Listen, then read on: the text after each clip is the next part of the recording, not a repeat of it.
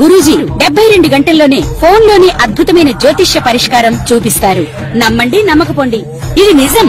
శ్మశాన కాళి రుద్ర చౌడీదేవి ఆరాధకులు నంబర్ 1 వశీకరణ స్పెషలిస్ట్ గురూజీ. మనిషి పుట్టుక నుండి చనిపోయే వరకు వచ్చే అన్ని క్లిష్టమైన సమస్యలకు పరిష్కారం ఇక్కడ లభిస్తుంది. విద్య, ఉద్యోగం, వ్యవహారం, స్త్రీ ప్రేమ, పెళ్లి, సంతానం, స్త్రీ పురుష వశీకరణం, భూవశం, భార్యాభర్తల కలహాలు, కోర్టు సమస్యలు, విడాకుల సమస్యలు, చేతబడి, అప్పుల బాధ, ఇంకా మీకు ఎలాంటి సమస్యలు ఉన్నా 72 గంటల్లోనే శాశ్వత పరిష్కారం చేయబడును. అందరికీ నమస్కారం. ఇవాళ మనతో పాటు మన స్టూడియోలో వేదిక్ ఆస్ట్రాలజీ అయిన అనుపమ గారు ఉన్నారు. అనుపమ గారు, hearty welcome to our channel. Thank you మా. చాలా రోజుల తర్వాత మళ్ళీ ఇలా డ్యూయల్లో షూట్ చేస్తున్నాం. అవును. And being very very happy to share the set. So ఇవాళ సూర్య సంక్రమణం మేష ద్వాదశ రాశికి ఎలాంటి ఫలితాలు ఇస్తుందో ఒకసారి వివరించండి. మనకి సూర్య సంక్రమణం అంటే మనకి ఎవ్రీ మంత్కి ఒకసారి రాశి చేంజ్ అవుతూ ఉంటారన్నమాట రవి. సో రవి సంక్రమణం మనకి సింహరాశిలో ఆగస్ట్ 17వ తారీఖున తెల్లవారుజామున 2 గంటలకి అంటే మిడ్-నైట్ 2 మనకి ఢిల్లీని గనక మనము సెంట్రల్ టైం బేస్గా చేసుకుంటే గనక ఆ టైంకి మనకి సింహరాశిలోకి రవి సంక్రమణం జరుగుతుంది. సో దీని యొక్క ఎఫెక్ట్స్ మనకి చూడడానికి ద్వాదశ రాశుల వాళ్ళకి ఎలా ఉండబోతుంది అంటే జనరల్గా ఇప్పుడు మనకు ఆల్రెడీ సింహరాశిలో కేతు సంచారం జరుగుతూ ఉంది కాబట్టి రవి ఎప్పుడైతే కేతుని కంజంక్ట్ అవుతుందో ఆగస్ట్ 17th నుంచి సెప్టెంబర్ 17th వరకు కూడా మనకి రవి కేతుతో కలిసి ఉంటారు కాబట్టి ఇది ఎవ్రీ 18 yearsకి ఒకసారి వస్తుంది. అంటే 18 సంవత్సరాలకి ఒకసారి వచ్చే అరుదైన ట్రాన్సిట్ అనమాట. అంటే సింహరాశిలో స్పెసిఫిక్గా సింహరాశిలో 18 సంవత్సరాల తర్వాత వచ్చిన ట్రాన్సిట్. లాస్ట్ ట్రాన్సిట్ మనకి 2007లో జరిగింది. సో 18 సంవత్సరాల క్రితము ఈ పర్టిక్యులర్ టైంలో మీ వ్యక్తిగత జీవితాలలో ఎలాంటి చేంజెస్ వచ్చాయి అనేది మీకు ఆల్రెడీ కొద్దిగా గుర్తుంటుంది కాబట్టి ఇంచుమించు అలాంటి సిచ్యువేషనల్ ప్యాటర్న్సే మనకి మళ్ళీ వ్యక్తిగత జీవితాలలో మనకి కనిపించే ఛాన్సెస్ ఉంటాయి. జనరల్గా మనకి భృగునంది నాడీ ప్రకారము రవికేతువుల యుతిని మనము ధ్వజకీర్తి యోగా అని చెప్పేసి చెప్తూ ఉంటాం అన్నమాట. అంటే కేతు అల్టిమేట్గా మనకి ఏం రిప్రజెంట్ చేస్తుందంటే కేతు యొక్క సిగ్నిఫికేషన్స్ ఏంటి అంటే హయ్యెస్ట్ పీక్ అనమాట. అది సక్సెస్ రూపంగా హయ్యెస్ట్ పీక్కి వెళ్ళడం అవ్వచ్చు, లేకపోతే మనం ఏదైనా ఒక టెరిటోరీని ఫర్ ఎగ్జాంపుల్ సోల్జర్స్ మనకి ఒక పర్టిక్యులర్ ఏరియాని గనక మన కోసం వాళ్ళు ఫైట్ చేసి ఆ పర్టిక్యులర్ ఏరియాని మన కంట్రోల్లోకి తీసుకొచ్చినప్పుడు మనము జెండా పాతేస్తూ ఉంటాం కదా, ఫ్లాగ్ హాయిస్ట్ చేస్తూ ఉంటాం మన టెరిటోరీ అన్నట్టు. అది కేతు రిప్రజెంట్ చేస్తుంది అనమాట. ఫ్లాగ్, నేషనల్ ఫ్లాగ్స్ అన్నీ కూడా మనకి నేషనల్ ఫ్లాగే కాకుండా ఎటువంటి ఫ్లాగ్స్ అయినా సరే మనము కేతుతోటి కన్సిడర్ చేస్తాము. మన లైఫ్లో సూక్ష్మంగా జరిగే ప్రతి విషయం కూడా కేతు సిగ్నిఫై చేస్తూ ఉంటుంది. సో అలాంటి కేతు మోక్షకారకుడు అనమాట. బేసికల్గా కేతు మనకి డిటాచ్మెంట్ తీసుకొస్తుంది, మనకి ఆధ్యాత్మికత వైపు మనల్ని ఎక్కువ పుష్ చేయడానికి ఇంపార్టెంట్ గ్రహము. అంటే ఈ మెటీరియలిస్టిక్ లైఫ్ని మనము రాహుతో కన్సిడర్ చేసుకుంటే కేతుకు వచ్చేసరికి ఏంటి అంటే స్పిరిచువల్ లైఫ్, ఆధ్యాత్మికంగా మనం ఎదగడానికి మనకి చాలా మట్టుకు హెల్ప్ అవుతుంది. అండ్ ఇంకొకటి ఏంటంటే కేతు చాలా మట్టుకు ఐసోలేషన్కి కూడా కారకుడు అవుతాడు. మనకి అకల్ట్ సబ్జెక్ట్స్ అంటే మనకి ఇప్పుడు గుప్త విద్యలు, తంత్ర విద్యలు, ఆస్ట్రాలజీ, న్యూమరాలజీ ఇవన్నిటికీ కూడా మనకి సూక్ష్మంగా మనము డీకోడ్ చేయడానికి ఏదైతే నైపుణ్యం కావాలో అదంతా కూడా మనకి కేతు గ్రహం నుంచే వస్తుంది. అలా కాకుండా ఇంట్యూషన్, మనకి ముందు జరిగే విషయాలు తొందరగా తెలవడానికి కూడా కొంతమందికి ఆ ఇంట్యూటివ్ పవర్ అనేది ఉంటుంది కదా, అదంతా కూడా కేతు నుంచే వస్తుంది. సైకిక్ ఎబిలిటీస్ అంటే వేరే రెలమ్స్లో, వేరే డైమెన్షన్స్లో ఉండే ఎంటిటీస్ తోటి మాట్లాడడానికి, స్పిరిట్స్తో మాట్లాడడానికి, ఆత్మలతో మాట్లాడడానికి ఇవన్నింటికి కూడా కేతు కారణం అవుతారు. రీసెర్చ్ ఫీల్డ్లో అంటే సైకాలజీ రీసెర్చ్ ఫీల్డ్ అవ్వచ్చు, లేకపోతే పిహెచ్డి ప్రోగ్రామ్స్ ఎవరైనా ఏదైనా పిహెచ్డి కోర్సెస్ చేస్తున్న వాళ్ళు ఉంటే కనుక దాంట్లో మనకి రీసెర్చ్ డేటా కలెక్ట్ చేయడానికి ఏదైతే ఎక్స్పీరియన్స్ కావాలో అదంతా కూడా మనకి కేతు గ్రహం నుంచి మనకి వస్తుంది. ఇది మనకి జనరల్గా కేతు యొక్క సిగ్నిఫికేషన్స్ అన్నమాట.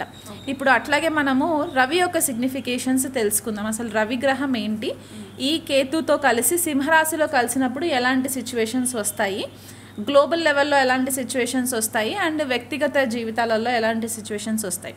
సో రవికి వచ్చేసరికి ఏంటి అంటే, రవి గ్రహము జనరల్గా మనకి తండ్రితోటి కనెక్ట్ చేస్తాము. మన లైఫ్లో మన ఫాదర్ యొక్క ఇంపార్టెన్స్ ఏంటి, ఫాదర్ ఫిగర్స్ యొక్క ఇంపార్టెన్స్ ఏంటి, గవర్నమెంట్ మన లేదైతే సెంట్రల్ గవర్నమెంట్ అవ్వచ్చు, లేకపోతే రీజన్ గవర్నమెంట్స్ ఏవైతే ఉంటాయో ఆ గవర్నమెంట్ లీడర్స్, అథారిటేటివ్ ఫిగర్స్, అథారిటీగా ఉండేవాళ్ళు, మనకి జాబ్స్ చేసే వాళ్ళకి మేనేజర్ లెవెల్స్లో ఉండే అథారిటేటివ్ ఫిగర్స్ అంతా కూడా మనము రవిగ్రహంతో కనెక్ట్ చేస్తాము. న్యాచురల్గా మనకి నైసర్గిక కాలపురుష కుండలిలో రవి మనకి ఆత్మకారకుడు అవుతాడు. అంటే మనం ఉదయం లేవగానే కనిపించే ప్రత్యక్ష దైవం మనము సూర్యనారాయణ మూర్తిగా చెప్పుకుంటాం కాబట్టి మన యొక్క ఆత్మ నిర్దేశన చేయడానికి కూడా ఇక్కడ రవిగ్రహం చాలా ఇంపార్టెంట్ అవుతుంది. సో అలా కాకుండా మన ఎథిక్స్ ఏంటి, మనం వాల్యూస్ ఏంటి, మనం ఎంత డామినెంట్ నేచర్ తోటి ఉంటాము, మన క్యారెక్టర్ ఎలా ఉంటుంది, మన ఈగో ఎలా ఉంటుంది. రవి ఈగోని రిప్రజెంట్ చేస్తే కేతు ఈగోని బ్రేక్ చేసే గ్రహం అన్నమాట. ఎందుకంటే కేతుకి తల ఉండదు, హీస్ అ హెడ్లెస్ బాడీ కాబట్టి ఈగో అనే కాన్సెప్ట్ కేతుకు ఉండదు. మోక్షకారకుడు దేనిపైన ఇంట్రెస్ట్ ఉండదు కాబట్టి ఎప్పుడైతే ఈ ఈగో రిప్రజెంట్ చేసే రవి ఈగో లేని కేతుతో కలిసినప్పుడు ఎలాంటి సిచ్యువేషన్స్ వస్తాయంటే, ఎప్పుడైతే మనము ఈగోని సరెండర్ చేస్తామో అప్పుడే మనము సక్సెస్ వైపు అడుగులు వేయడానికి హెల్ప్ అవుతుంది. అంటే మనం ఎంత ఎదిగినా ఒదిగి ఉండాలి అనేది మనం ఏదైతే చెప్తూ ఉంటామో ఈ కాంబినేషన్ మనకి రిప్రజెంట్ చేస్తుందన్నమాట. ఇది మనకి బేసికల్గా ఈ రవి కేతువులో ఒక యుతి ఒక కాన్సెప్ట్ అవుతుంది. ఈ కాంబినేషన్ సింహరాశి. ఇప్పుడు సింహరాశి అంటే కూడా మళ్ళీ మనకి ఇక్కడ ఏం కనిపిస్తుందంటే government, national leaders, international leaders అవ్వచ్చు, మనకి రూలింగ్ పార్టీస్ ఎవరైతే ఉన్నారో అదంతా కూడా సింహరాశి కిందికే వస్తుంది. క్రియేటివ్ ఫీల్డ్, ఎందుకంటే నైసర్గిక కాలపురుష కుండలిలో సింహరాశి మనకి పంచమ స్థానంగా చెప్తూ ఉంటాం కాబట్టి ఈ క్రియేటివ్ ఫీల్డ్, మన క్రియేటివ్ ఎబిలిటీస్ ఎంత ఉన్నాయి ఇవన్నీ కూడా సింహరాశి నుంచి కనెక్షన్ వస్తుంది. కాబట్టి ఒక రాయల్ సైన్, ఒక రీగల్ సైన్, ఒక అథారిటేటివ్ సైన్గా కూడా మనం సింహరాశి గురించి చెప్పుకుంటాం. కాబట్టి ఈ 3 కాంబినేషన్స్ని బట్టి మనకి ద్వాదశ రాశుల వాళ్ళకి ఎలా ఉండబోతుంది అనేది మనము విశ్లేషణ చేసుకుందాం. మరి ఇప్పుడు ధనుసు రాశి వారికి ఈ సూర్యుడితో పాటు కేతు కనెక్షన్ కూడా జరుగుతుంది కాబట్టి ధనుసు రాశి వారికి ఎలాంటి ఫలితాలు ఇస్తుందో ఒకసారి వివరించండి. ధనుసు రాశి వాళ్ళకి ఈ సంచారము, మనకి కేతు సంచారము ఆల్రెడీ వీళ్ళకి నవమ స్థానంలో జరుగుతుంది, మనకి భాగ్యస్థానంగా చెప్తూ ఉంటాము. ఇక్కడ ఇప్పుడు ఈ కేతుతో పాటు రవి సంక్రమణం కూడా జరుగుతుంది కాబట్టి భాగ్యస్థానంలోనే సంచారం జరగడము, ఇది వీళ్ళకి ధనుసు రాశి వాళ్ళకి ఏంటి అంటే ఈ ట్రెడిషనల్ వాల్యూస్ అనేవి కొద్దిగా ఎక్కువ ఉంటాయి. జనరల్ గానే వీళ్ళకి స్వాభావికంగా అలా ఉంటారు కాబట్టి ఈ భాగ్యస్థానంలో రవికేతువుల సంచారం కూడా ఒక రకంగా పితృదేవతల ఆశీర్వాదం ఒకటి వీళ్ళకి పుష్కలంగా ఈ నెలంతా కూడా ఉండే ఛాన్సెస్ కనిపిస్తూ ఉన్నాయి. తండ్రి ఆరోగ్యం పట్ల కొద్దిపాటిగా కేర్ఫుల్ గా ఉండండి. గురువుల పట్ల మీకు ఎవరైతే గైడెన్స్ ఇచ్చే వాళ్ళు ఉన్నారో వాళ్ళ విషయంలో కొంచెం కేర్ఫుల్ గా ఉండండి. మీకు ఎంత మంచి జరుగుతున్నా సరే ఎక్కడో ఒక దగ్గర రవికేతువుల యుతి ఈగో క్లాషెస్ కూడా రిప్రజెంట్ చేస్తుంది కాబట్టి ఈగోకి తావివ్వకుండా వీళ్ళంత మట్టుకు మీరు ఆధ్యాత్మికంగా గనక ఎదగడానికి ఎదుటి వాళ్ళ యొక్క సలహాలు తీసుకోవడము, గురువుల యొక్క సలహాలు తీసుకున్నట్లయితే గనక ఈ ట్రాన్సిట్ మీకు హెల్ప్ చేస్తుంది. తీర్థయాత్రలు చేయడము, దూరదేశ ప్రయాణాలు ఏవైతే ఇప్పటి వరకు పెండింగ్ ఉన్నట్లయితే గనక అవి కొద్దిగా మీకు క్లియర్ అవ్వడానికి ఛాన్సెస్ ఉన్నాయి. అంటే కొంతమంది హైయర్ ఎడ్యుకేషన్ కోసం కూడా వేరే కంట్రీస్ కి వెళ్తూ ఉంటారు కదా, అలాంటి వాళ్ళకు కూడా కొద్దిగా మంచి ఆపర్చునిటీస్ రావడానికి ఛాన్సెస్ ఉన్నాయి. సడన్ గా తండ్రి యొక్క ఆరోగ్యం పట్ల ఇబ్బంది పడే పరిస్థితులు కనిపిస్తున్నాయి కాబట్టి ఆ విషయంలో కొద్దిగా కేర్ఫుల్ గా ఉండండి. కులదేవత ఆరాధన రెగ్యులర్ గా చేసుకోండి. అండ్ ఇంకొకటి ఏంటి అంటే మీకు కొద్దిగా లిటిగేషన్స్ కి సంబంధించి కొంచెం ప్రాబ్లం వచ్చే ఛాన్సెస్ ఉన్నాయి. ఎందువల్ల అంటే 3rd హౌస్ లో మీకు రాహు సంచారము అండ్ 9th హౌస్ లో రవికేతువుల సంచారం ఏంటంటే మీ కమ్యూనికేషన్ వల్ల మీరు ఎక్కడైనా సరే క్లారిటీ లేకుండా గనక కమ్యూనికేషన్ చేస్తున్నట్లయితే గనక కొద్దిగా లీగల్ ఇష్యూస్ లోకి వెళ్లే ఛాన్సెస్ ఉన్నాయి.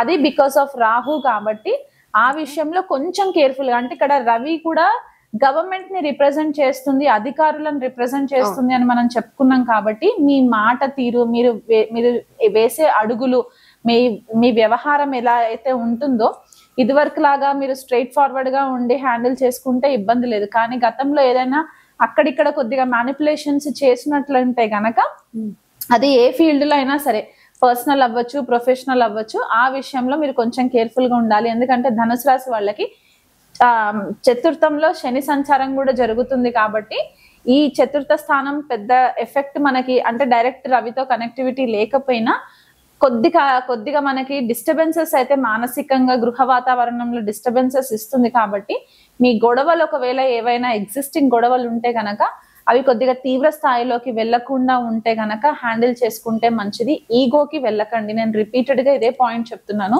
ఈగోకి తావివ్వకండి.